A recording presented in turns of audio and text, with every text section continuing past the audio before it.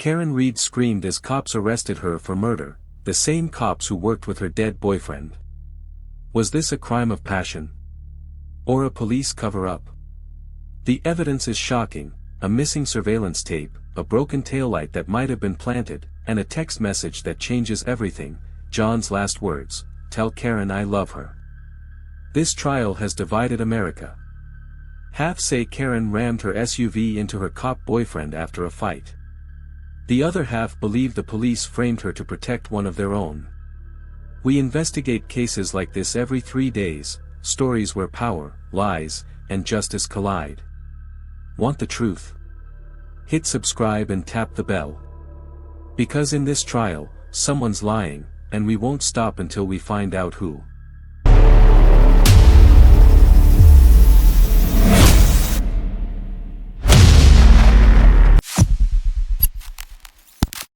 John O'Keefe wasn't just a case number, he was the guy who brought donuts to rookie cops, who coached kids too small for the Little League roster, and who still shoveled his elderly neighbor's driveway even after 16 years on the Boston police force. The kind of cop who made people trust the badge. His last night alive started like any other January evening in 2022, drinks with his girlfriend Karen Reed and fellow officers at a local bar. Witnesses remember him laughing, arm around Karen, ordering her favorite drink. By midnight, he'd vanish into the snowy dark outside a fellow cop's house, only to be found hours later, face up in a snowbank, his body so frozen first responders thought he'd been there for days. The contradictions began immediately. His phone died at 1:09 a.m., 39 minutes after Karen claimed she dropped him off. His injuries? Massive head trauma, but no broken bones from any alleged car impact. And the house where he was found belonged to a police colleague whose security cameras malfunctioned that night. John's funeral drew thousands, cops in dress blues, kids from his team holding mittens to their hearts. But beneath the unity, whispers started: since when do we leave one of our own in the snow? Prosecutors claim Karen Reed hit John with her Lexus SUV after a drunken fight, but the evidence tells a stranger story. First, the crash scene: no skid marks in the snow, no broken glass, just a single broken taillight fragment found 3 days later. The medical examiner noted John's skull fractures didn't match a car impact, they looked like he'd been beaten with a blunt object. Then there's Karen's bizarre behavior that night. She allegedly panicked when she couldn't find John, crashing her car into a tree while searching for him. But GPS data shows her Lexus never left the neighborhood, and that crash. A single dent on the bumper, barely noticeable. Most damning. The timeline doesn't add up. John's phone died at 1:09 a.m., yet Karen claims she dropped him off at 12:30 a.m. What happened in those 39 minutes? Security cameras at the bar show them leaving together, but the next footage, from a neighbor's doorbell, catches Karen screaming alone in the snow at 1:30 a.m., her hands clean. No blood, no struggle marks, just raw terror. Either Karen staged the world's weirdest accident cover-up, or someone else left John to freeze, and made sure the evidence pointed to her. The prosecution's case hinges on one claim, that Karen Reed intentionally backed her Lexus SUV into John O'Keefe after a drunken argument. But the evidence tells a very different story. First, the injuries. John suffered severe head trauma, yet there wasn't a single broken bone in his body, something nearly impossible in a high-speed vehicle impact. The medical examiner noted his wounds looked more consistent with a beating than a car collision. Then there's the crime scene. No skid marks in the snow. No broken glass. Just a single taillight fragment found 3 days later, conveniently after multiple officers had access to the area. Even more suspicious. The homeowner's security system malfunctioned that exact night. Karen's behavior raises questions too. She reportedly crashed her car while searching for John, yet the damage was minor, just a small dent. And that frantic 911 call. Listen closely and you'll hear a male voice in the background saying, "I hit him," before the call abruptly cuts out. The timeline is perhaps the most damning. John's phone died at 1:09 a.m., Karen claims she dropped him off at 12:30 a.m. What happened in those critical 39 minutes?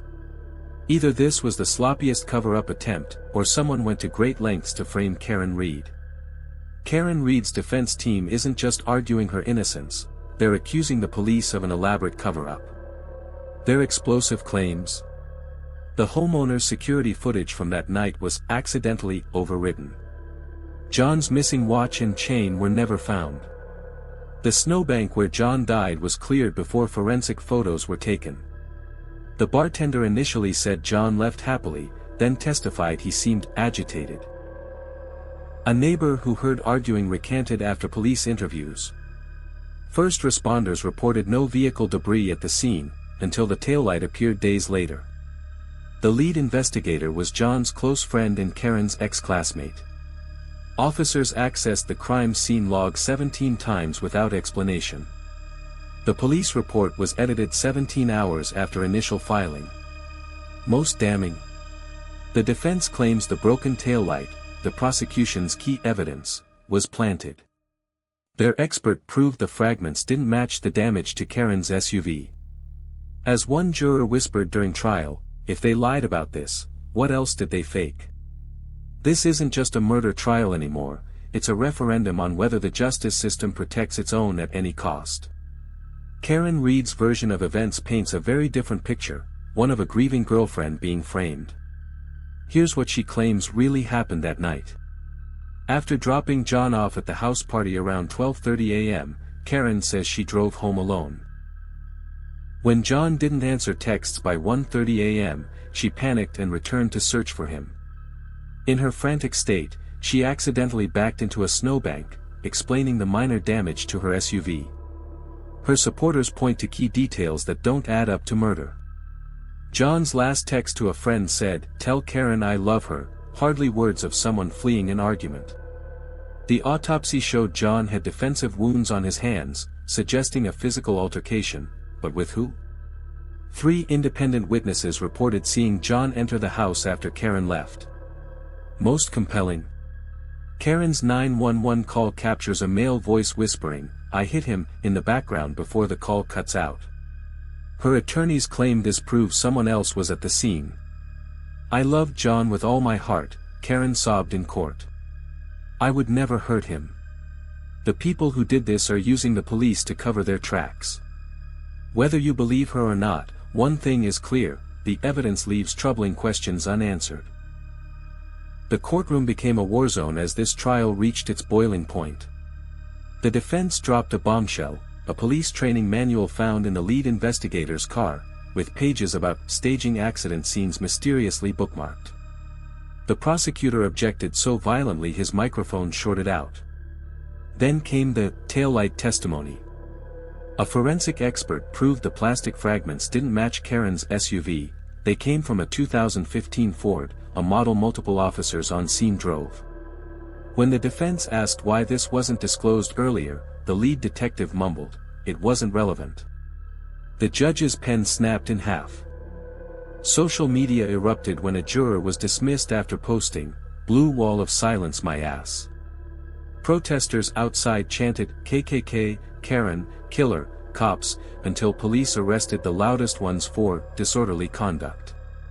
The final explosion? A surprise witness. A tow truck driver who testified he saw 3 officers huddled around John's body hours before it was officially discovered. His signed affidavit? Lost by prosecutors until trial day. This wasn't just a murder case anymore, it was live-streamed anarchy. And the jury?